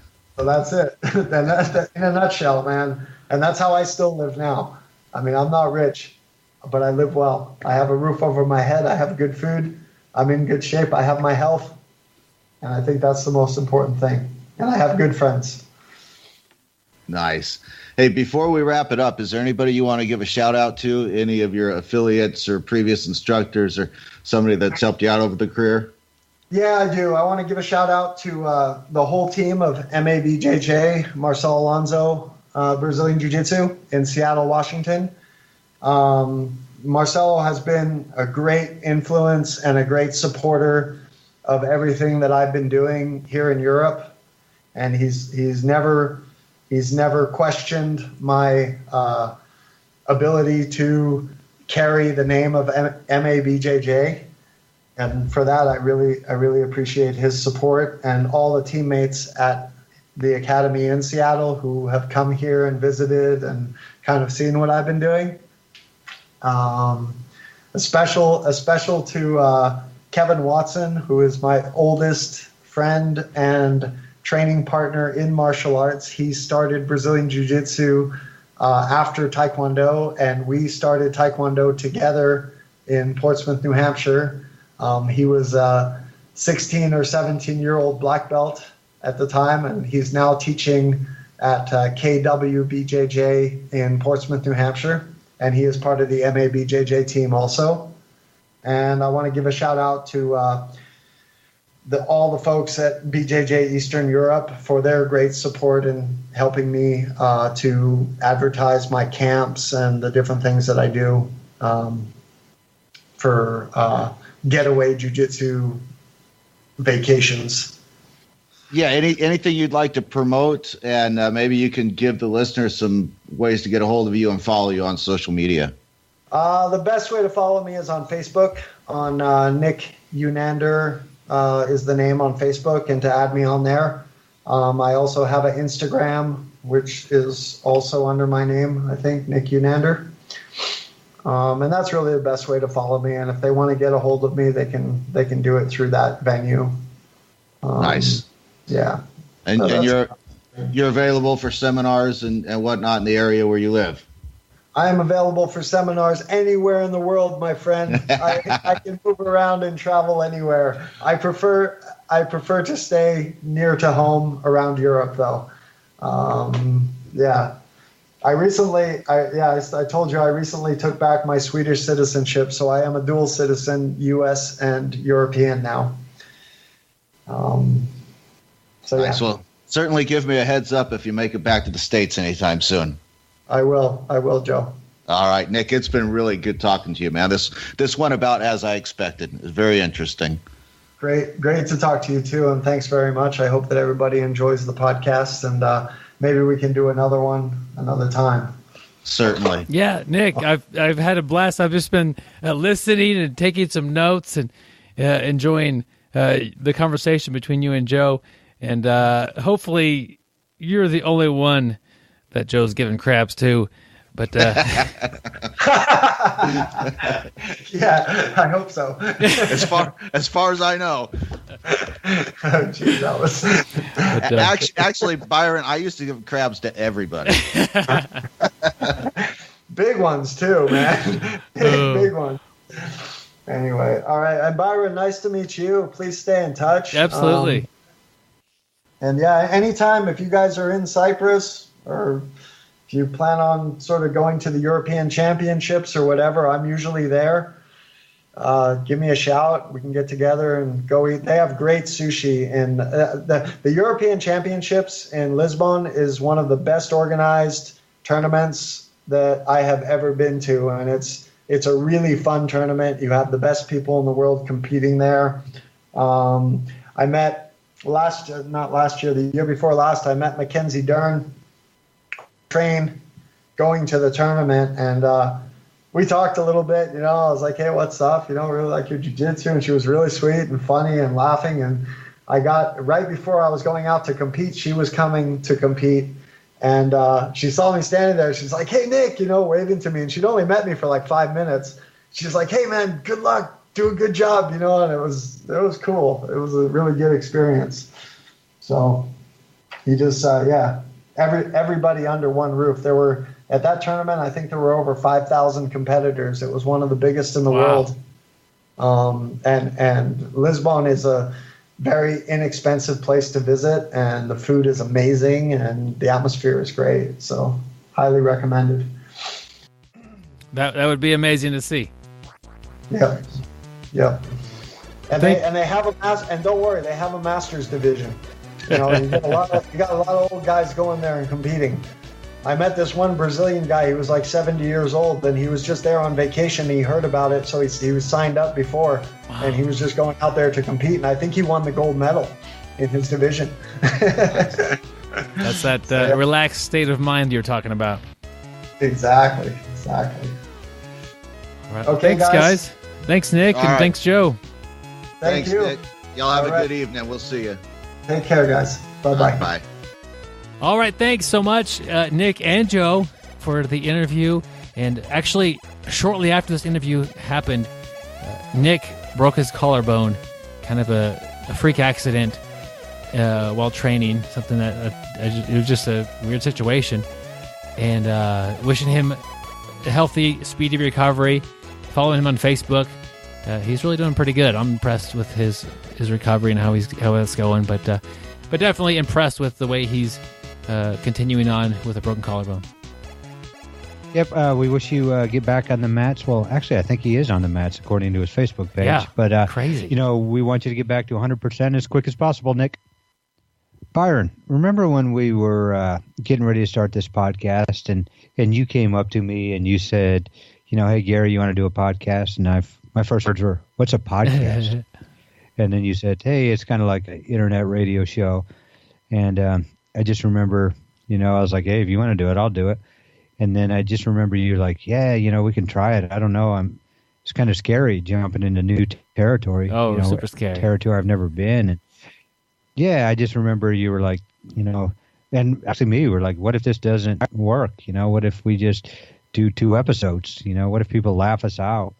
And, there was a little bit of fear of starting this. And it kind of reminds me of the article we have this week from the Gentleman Grappler, Overcoming Fear in BJJ. I think fear can become a big thing in any part of your life. And if it's on the mats with you, it'll definitely hold you back. Yeah, definitely. There is a lot of fear. I remember even just starting jiu-jitsu, and I think I've told this story before, but, Byron and I started, we're not from a big city. Wichita is, 300,000 people, Byron? Yeah. But, we never had, back 15 years ago, we didn't have we had a real instructor and everything, but it wasn't necessarily a real school. I remember when it first started, it was in somebody's backyard, and you never trained over there, Byron, because I started a couple weeks before, which I always like to let people know. But before we moved over to the back of that golf place, Byron, it was actually in somebody's backyard. And I remember, calling our instructor, and talking to him, and he tells me, he's like, hey, go into this backyard, don't worry about the dog. There's a oversized garage there. Just come on in. And so, I was going to show up for my first day, and, I was scared, and I get in my car and I drive all the way down there, and I drive and I see the house, and I just kept driving by it. Was scared to stop. I didn't stop. And, that was my first time. I didn't stop. I went home and, got mad at myself and told myself, next time I'm going to stop. There was fear of starting it. I didn't know if, I'm thinking BJJ, but back then, I just thought of like the fighters I saw, Hoist Gracie, Half Gracie.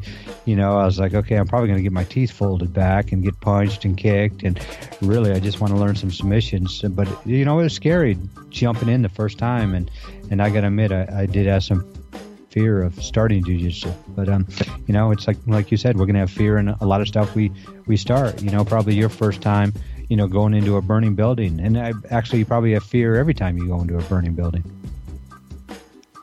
No, I would say that, like with anything, with experience, fear kind of goes away.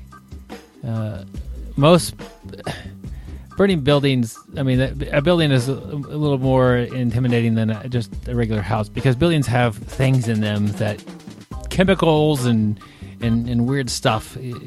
Kind of where I work, they've got a lot of weird buildings, but those can be a little more scary, a lot more scary than just going into a house fire, which it could be dangerous, but more exciting, I think, more wanting to get the job done and do a good job of it than thinking about fear. You're just going to do it regardless of whether you're afraid or not. It's not really that big a deal anymore. But the way he's talking about here on the article, and the article is on gentlemangrappler.com. I'll put a link in the show notes. He talks a lot about fear. He talks about overcoming a fear of heights while bungee jumping. And then he's talking about taking away the fear. And if your jiu-jitsu fear is like competition or something like that, his advice is to just do that thing that makes you scared and realize that it probably wasn't that bad. And over your experience and that sort of thing, the fear will go away. And really try to tell yourself, one of my things I have, tell yourself, I'm not scared of this, I'm excited about this. So you get a lot of the same energy that you would have for something that's scary as you would for something that's exciting. You get a little jittery, you can't really sit still, a little bit, your stomach might be a little nervous, and maybe you want to eat, maybe you don't want to eat. Like all these different emotions kind of come out of you. Just say, I'm excited, I'm not scared, I'm not nervous, I'm excited. And if you tell yourself that enough, you kind of believe it, and you become excited over scared or nervous. Yeah, definitely. Like he talks about, face your fear head on. Like he says, it's not going to be easy, but, it's going to build character. And, as like Byron says, doing it up, over and over again, you start to dull that negative voice into your head. It's like pretty soon you're happy about it, kind of like what Byron says. And, you realize, like as he says, a Brazilian jiu-jitsu match is not dangerous and you're actually quite safe. But what I really, really liked about this article is he just doesn't go into talking about, fear of jiu-jitsu or a jiu-jitsu competition or as he did, bungee. I like his, kind of right there at the start. He talks about, fear is part of our genetics. Instead of just, telling somebody, hey, you're fearful of this, let's understand it. Let's understand, why we are fearful of stuff. And, like he was just talking about, many years ago, we lived in small tribes. We had short lives, and there were woolly mammoths after us and saber-toothed tigers, and we grew to be fearful of stuff. And I like he talks about without genetics, humans were not afraid of natural predators. We needed to be afraid of those natural predators. Those saber-toothed tigers and woolly mammoths came after us to eat us. And he said like the ultra brave genetics were quickly removed from those small tribe gene pools, and we needed a fear of large predators. And and over time, where we don't have to fear that stuff anymore, it's you realize that you can face your fear head on and get rid of some of that stuff. We're not going to face, well, hopefully, I mean some of us probably will, but where Byron and I live, we're not going to face a tiger. We don't have to worry about walking down the street and finding a tiger popping out of the woods or a silverback gorilla. We don't have to worry about things like that. Yeah. Gary, you mentioned a bit of nervousness, almost fear or whatever, I don't know what you want to call it, about going to your first jiu-jitsu class. Kind of awkward. It was in somebody's backyard. Maybe that fear wouldn't have been there if it was at back then there really wasn't established classes around here, but maybe if it was at a nice big school, big windows, you pull up, you could see inside of it, you see people having a good time, that probably would have helped the fear. But if somebody is nervous about going to jiu-jitsu for the first time, how could they deal with that fear and get past that early onset fear of jiu-jitsu? Basically face it head on. And I really do think that if it was in a regular storefront, I would have been, I think I probably would have stopped. One thing that really got me was, man, this isn't a house. It's really dark. And this, because it was at night, it was, wintertime, so it gets dark quick. And I just had visions of ending up like the gimp in the movie Pulp Fiction. I just didn't want to be kept in somebody's basement. And, that's what kind of got me. And even when I first started training, Byron, you remember the old golf shop, where we had to park next door at the donut shop, and there was no door on the wall. I remember walking over to that little bar. I walked into the bar and asked them if they knew where the jiu-jitsu place was, and nobody knew. And I'm just looking around, and back then nobody showed up on time, and I showed up like 10 minutes early. So I just stuck around for a few minutes hoping somebody would come by, and they did. But, it's the fear. It's the fear of the unknown. But, really, once I got there, everybody introduced themselves. Everybody was nice to me. It's, it really wasn't that bad, but it was that big fear of the unknown. And, finally after, wimping out, I guess I would say the first time I didn't face it, like, the gentleman grappler said to do. The second time I faced it, and everything worked out good. Yeah. But, yeah. A couple of things that Gary's leaving out some critical details. He's worried about becoming like the Gimp in Pulp Fiction. If you didn't dress like the Gimp in Pulp Fiction, that would help your odds of not becoming like that. So, Gary is full attire, even has a mask on, and he's thinking about going to the backyard, and he hears people grunting and working out hard back there, and he chickened out. He wasn't ready to play that role quite yet. That would come actually many years later down the road. But you know what? You could also, if you were at a place and you want to go train and you're nervous and you are having to deal with that fear, taking a baby step instead of just the first step of going there and training, going there and watch. And well, see, that's what Byron did, because I remember you did that. You showed up the first day to watch. Yeah, I think that 2002 was a little ways back, but yeah. I think I remember planning on watching, and he just was like, "Come on this train," and no, you watched. Did I? Because you walked out your first day. Because I remember I told myself some people are doers and some people are watchers. Byron likes to watch. Well, I like to do. That's true. But when I did, I noticed in Gary's gym bag there was still the mask in there, and I was like, "Man, that's why you just watched. I can handle this." Yep.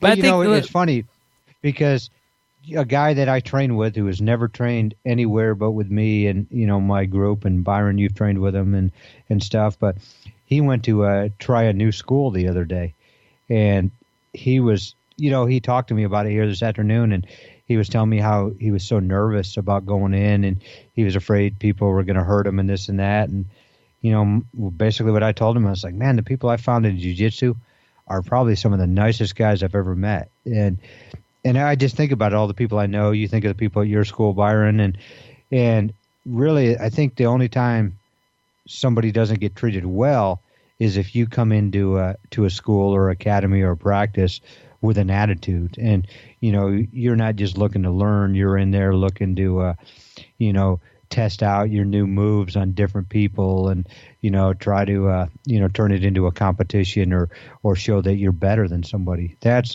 I think, when you run into that. I just every time I've visited somebody else or trained with other people, and I just try to be as friendly as possible, and as Byron said, say something nice. But I've always been welcomed, and I guess probably because I don't bring my mask, as Byron says.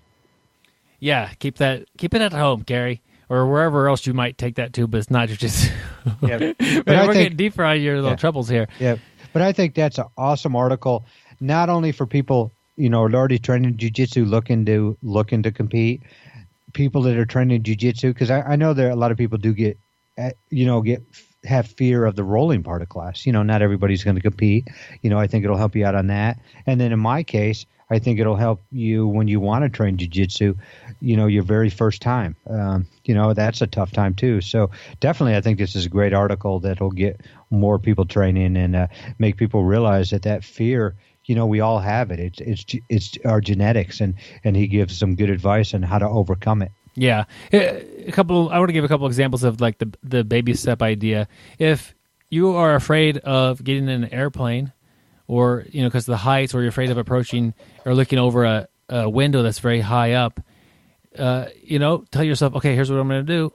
I'm not going to go look out this 50-story window. I'm going to go up 5 floors on the elevator, hang out for a little while, and then that's the day. And then the next day you go and you look out the window, but you don't look down. And the next day you go look down, and then next day you go up to 10th floor, and you might do the same process. You just kind of just work your way up there and realize it's still not that bad.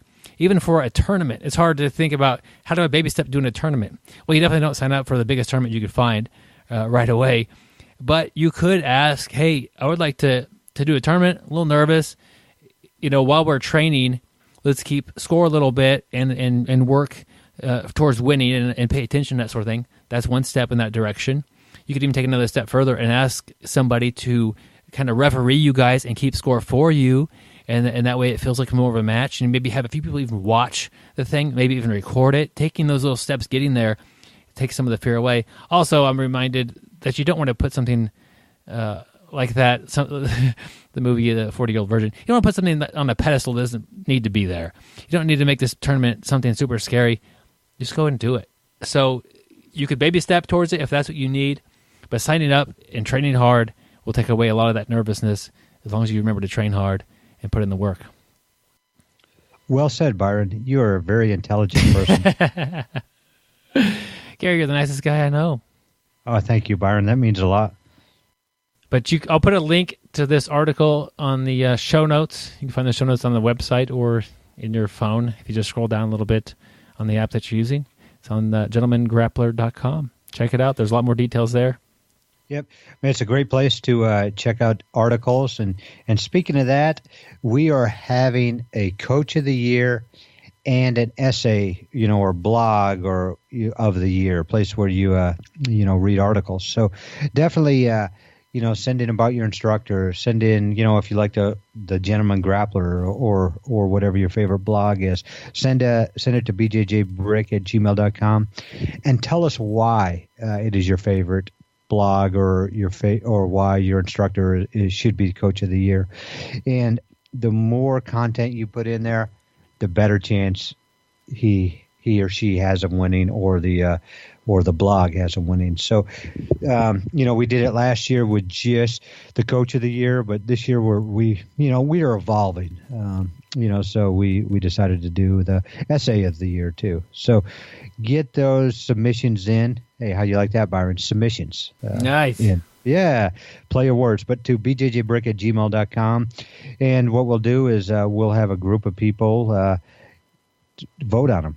It won't just be Byron and I, because we'd probably vote for ourselves, or, so we'll have probably Joe in there and some of our guys from Patreon. I know we talked about it. You can, if you're in Patreon, or, if you support us through Patreon, which we have a link to on the show notes, it's a website for content producers. You can, donate a little bit per show, and basically they're the ones who help keep the lights on, help keep the show going each and every week. They're very, very important people to this podcast. And basically, to be a Patreon supporter, you'll get a gi patch, a sticker, and then you get in the Facebook group. So if any of you guys are listening, you can just post in the Facebook group, hey, I'd like to, be on the panel to, pick the winners. We'll do it from there. But so definitely check out Patreon and get your submissions in for Coach and Essay of the Year. Yeah, if you want to do your coach a favor, be a good student, pay attention, work hard, but you can go a step beyond and nominate them for Coach of the Year, and that would be awesome. I guess we haven't got as many essays in as we did last year. The podcast is growing, the audience is growing, but for some reason the essays aren't coming in like they did last year. So send them in. There's a better chance to win than there was last year. Write them up, make them good. Let us know why your coach is Coach of the Year. Look forward to seeing those. Definitely look forward to seeing those. Okay, many of you guys are wondering what happened to Gary's audiobook this week. It went south pretty quick. And when we say south, we're talking Tijuana. That's true. And so this special audiobook will be only on the app. If you want to go hear this week's audiobook, you got to get our app. It's absolutely free. Go to the iTunes App Store or the Google Play Store, wherever you get your apps from. It probably is there. And download it, and there'll be a thing that says episode 216, and look for the one that says Gary's audiobook. And you can listen to him. He gets me pretty good. Can I air it, I would say. But that's what the app's for. I turned that one on you pretty quick there, Byron. Yeah, that was one of your more extreme audiobooks, and I'm glad we have the app so we don't have to just delete it. But if you want to hear that, it's there. It was actually nothing bad, though. No, yeah. We didn't go into detail. It follows the rule that we go by, as in, if there are kids in the car, perfectly fine. But can you imagine the kid asking Dad? I think that one would be an easy one to make up an answer for without having to get too sweaty. Yeah. But that's our app. We put a lot of times we'll put extra content from the end of the show or the beginning of the show. We always we get a decent amount of banter during the show, but always at the end or the beginning we tend to have a good time kind of off air. And a lot of times I leak those off air conversations back onto the air, but just in the app. So you got to go there. You got to show up and actually want to hear that. And the app has been perfect for that. Had fun with that. Download it, check it out. It's free. Doesn't hurt you. And you can also listen to the podcast through the app if you don't have a favorite podcasting app that kind of collects them all for you. That's a good app to do that as well. We are smack dab in the middle of the United States. We are in Wichita, Kansas. If you happen to be coming through Wichita, Kansas, send us an email, bjjbrick@gmail.com, or hit us up on our Facebook page through a private message. We'd love to train if you're in town, if you're looking to train. So get a hold of us. Also, let all your friends know about the BJJBrick podcast. We really appreciate it when you tell others, and others let us know that, hey, I started listening to the podcast because of my buddy Jim. So thank you for everybody who's told your friends about us. Yep. Find us on social media. We've got a bunch of stuff on there. Facebook, YouTube are our two biggest ones that we're posting regularly. Joe, who you heard today during the interview, posts a lot on social media for us through our Facebook page, and he comes up with some really cool stuff. That's a great reason to be there on that, and it always means a lot to us when you comment about the podcast on the podcast episode that is the post, or even like it, because that means you either give it an approval before you listen, which is impressive, or you listen to it and then go back and find our post and then comment or like on it. That is really cool that you guys do that, and really we notice all of those comments and likes that we get. So thank you guys for doing that, and if you want to join the fun, find us on our social media outlets. So we'll catch you guys next week. Next week we have none other than Craig Jones from Australia. Craig, I was watching ADCC with my buddy Jeremy, and he was the most impressive person I saw that was like just shocked with who he was beating. A lot of impressive things going on, obviously, with ADC. That might be an overstatement, but just like he blew me out of the water. Like, how is he doing this stuff? It was really cool to talk to him and learn about how he's training and what he's looking to do in the future. And just had an awesome time talking to Craig Jones. Very friendly, very funny. He had me laughing very much at the interview. So it'll be a great week next week. Definitely do not miss it. Like Byron said, Craig Jones took ADCC by storm this year. Do not miss it. Yep. Stay sweaty, my friends. And don't forget to pet your donkey. You realize that will make sense to nobody but people who are on the app. But that's okay. Get the app, my friends. Yeah, you're right. I didn't think about that. That's funny, that though. Makes no sense. Well, I'll keep... Yeah, it's funny. Thank you for listening. I hope you find the time today to roll. After all, the best way to get better at Brazilian Jiu-Jitsu is to do Brazilian Jiu-Jitsu.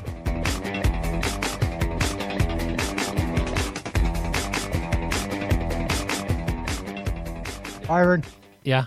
Byron, remember when we started this podcast and, you came up to me and you said you wanted to start a podcast? Hold on one second. Where'd you find that, buddy? Hey, come here. Yeah. Say hi. Hi. Hey, is that Connor? Yeah. No, okay. Let's start this over. Okay.